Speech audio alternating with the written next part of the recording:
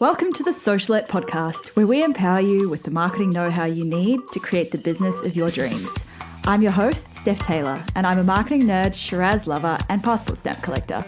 Join me as I dive into all things small business marketing and deliver them to you in bite-sized, fluff-free lessons every Monday, Wednesday, and Friday. Let's get learning.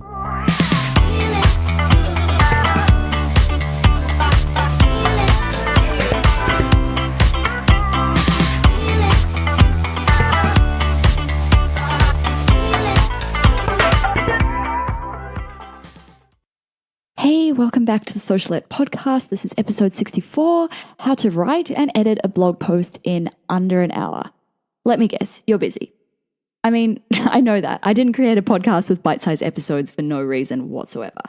There are orders to be shipped, accounts to be chased up, clients to be won over, and fires to be put out. And that's just one standard day.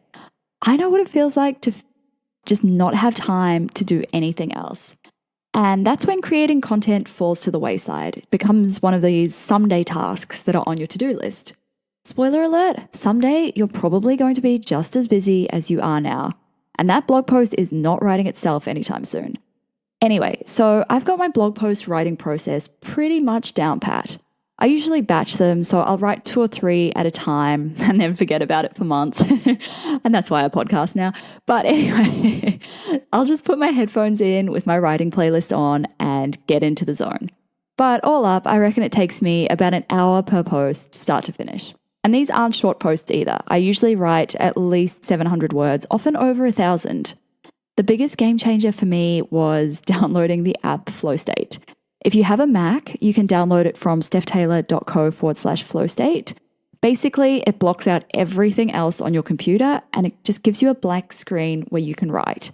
You can just write normally, or you can choose to enable their signature mode, where you set a timer, and while that timer is ticking, if you stop writing, it deletes everything you've written. There's a reason why it's called the most dangerous writing app in the world. And because try as you may, you are not getting that deleted work back.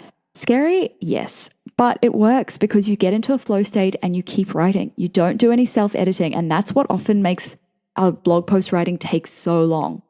Who cares if your grammar or your punctuation or your spelling isn't perfect? There's time to edit these things later on. If you don't have a Mac, I don't believe you can use the app. I don't think there's a Windows version yet, unfortunately. But in your case, I recommend blocking out distractions, putting your phone on silent, and setting a timer anyway. So once I've got FlowState open, I'll usually map out a couple of bullet points before I turn on the timer mode. If I know what the main points that I want to make are, it stops me from just rambling on and on aimlessly. And it can prompt my writing in case I get stuck. Then I'll set a timer, so usually around 10 to 15 minutes per blog post, and I'll just start writing. It's so interesting to see where your mind goes once you start writing and you get into that actual flow state. It's almost a form of meditation. And then once the timer is up, if I need to carry on writing, I might set it for another 5 or so. Otherwise, I'll start editing. Don't worry about your editing being perfect. That's the biggest thing I can say about editing. Seriously, this is a blog post, not a Time magazine article. Your grammar doesn't have to be perfect. The main thing to focus on is editing to make sure the article reads well, so it doesn't have super long sentences. And if you're making multiple points, you could consider using bullet points instead of sentences. Also, having short paragraphs with subheadings makes it a lot easier to read, especially when people are just skimming through on their phone or on their iPad. Cut out any fluff. People are busy. They don't want to read anything that isn't interesting or valuable. And lastly, make sure it fits your brand tone of voice and your brand personality. And I've looked at this in the past, and it's something I'll keep mentioning because it is so important. Once the blog post is edited, I pick an image and I go to upload the post into WordPress. I add the relevant blog post header, link to any related pages because it's good for SEO. I'll optimize the post for SEO using the Yoast plugin, and I'll hit publish or schedule it if I'm planning to release it later. And that's literally all there is in my blog post process. It's super simple, which is key because if you overcomplicate things, you'll never do them.